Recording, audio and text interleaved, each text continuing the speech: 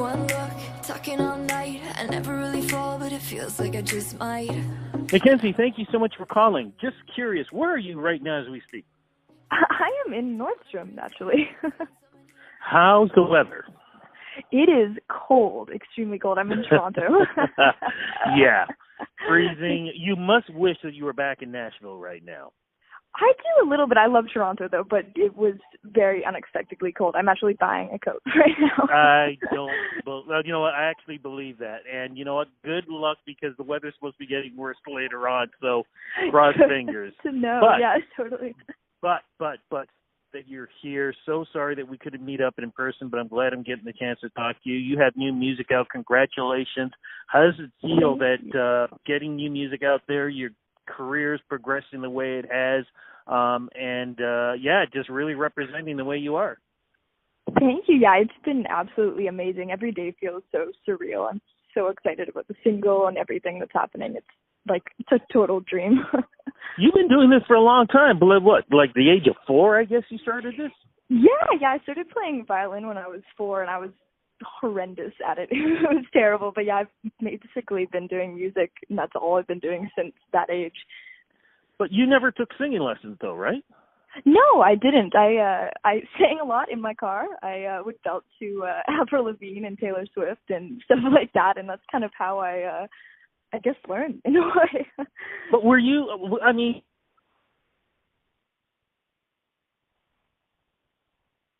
be a big part of your life? I'm so sorry. You cut out there for a few seconds. I'll just do a 3, 2, 1. 3, 2, and 1.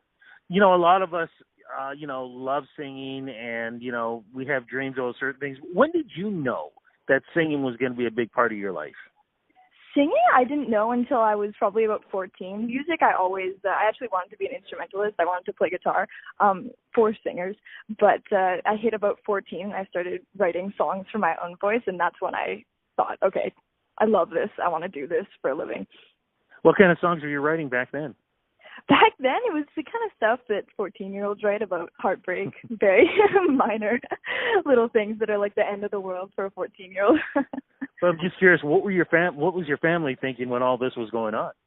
They were super. They've always been so supportive with instrument lessons and stuff like that. But they were so nice hearing me. Oh my gosh, like every hour of the day I would be singing and writing in my room, and I can't imagine they must have been so annoyed with 24-hour constant music going on. But you finally took some big steps, because as we kind of mentioned about Nashville, that's where you ended up. When did that all come about? That was when I was 17. I moved to Nashville for university after I graduated, and to study music, songwriting, and music business at Belmont University. And that was a huge leap, because going to school there and being in Nashville was completely immersed me into the music scene there, and it was even more all I thought about then. What was it like, though, being so young, going to Nashville, which a lot of people, if anybody knows anything in music business, Nashville really is the songwriting capital of the world. It doesn't matter. You think Nashville, you think country, but rock songwriters are there, R&B songwriters are there. Like, everybody who is a songwriter of any genre is there. What was that like for you to go there at 17? It was wild, actually. Like, at first, obviously, I was terrified, because I was like, I had those thoughts of, what am I doing? I am a child, basically. But it was awesome. I kind of liked the intimidation, because there is so much. I mean, you go from Vancouver into a place like Nashville, and it's like you're one of the few. Like, Vancouver isn't a music city, so you go there, and it's like everyone is amazing. It's like everyone is the best of their town in Nashville, you know what I mean?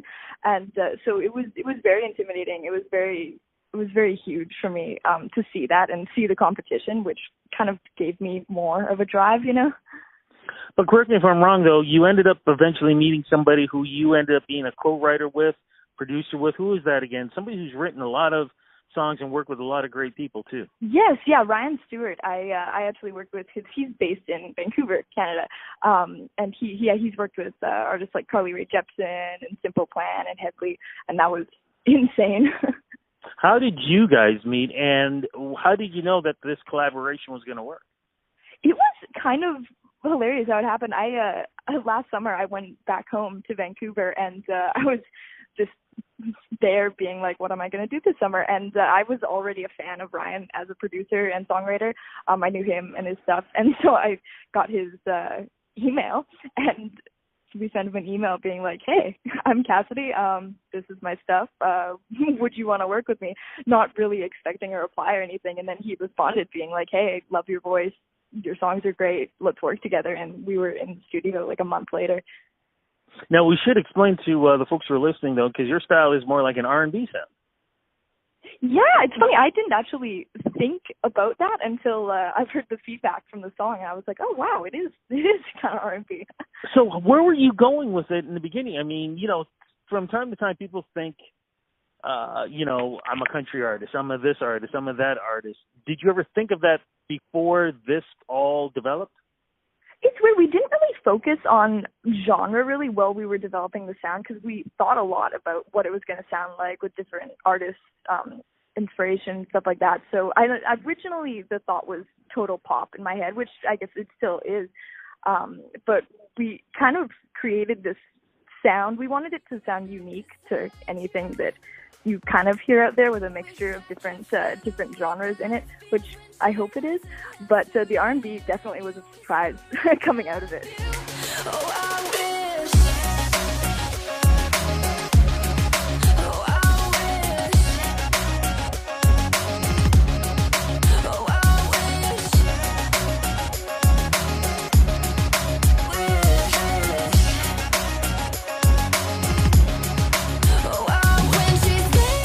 Now, of course, the upcoming LP is called One Look.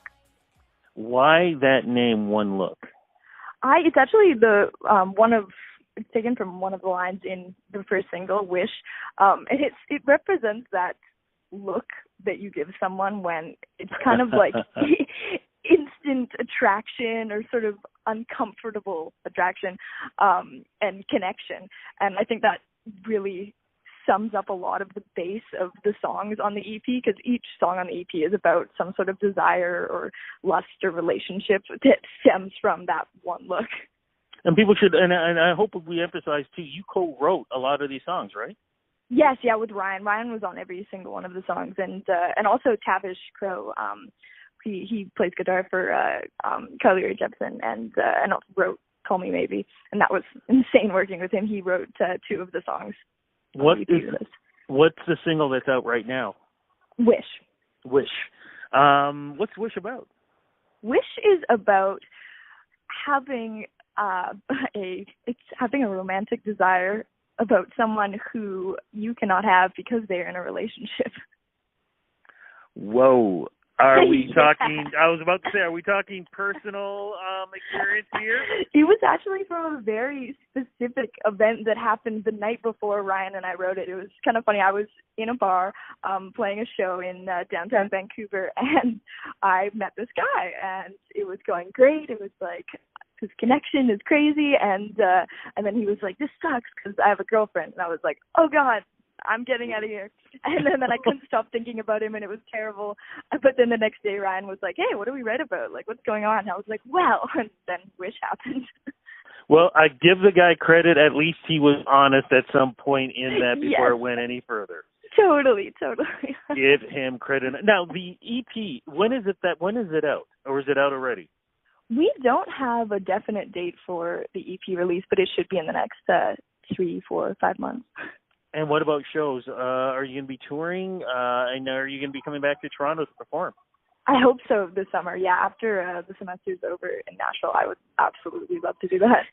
Fantastic. In the meantime, though, where do we go to look for you to finally figure out everything that's going on, when the EP is going to be out, where you're going to be, and whatever social media is the place to be, and, of course, websites? Where do we go to follow you? Yes, you can go to Cassidy MacKenzie M for Instagram, and Cassidy Mac Music for Twitter, and then my website, just CassidyMacKenzie.com. Fantastic. Thank you so much for doing the interview with me. Good luck in finding your coat. Thank you so much. Especially because a lot of these guys are now trying to kick in all their, spring and summer wear already, so it might be a little tough. But I know you can pull it off. If you can pull off a great music career, you can pull off finding a new coat. Yes. Thank you so much. Take care. Thank you again for the interview. Awesome. Have a great day. Thank you so much. Bye-bye. Bye.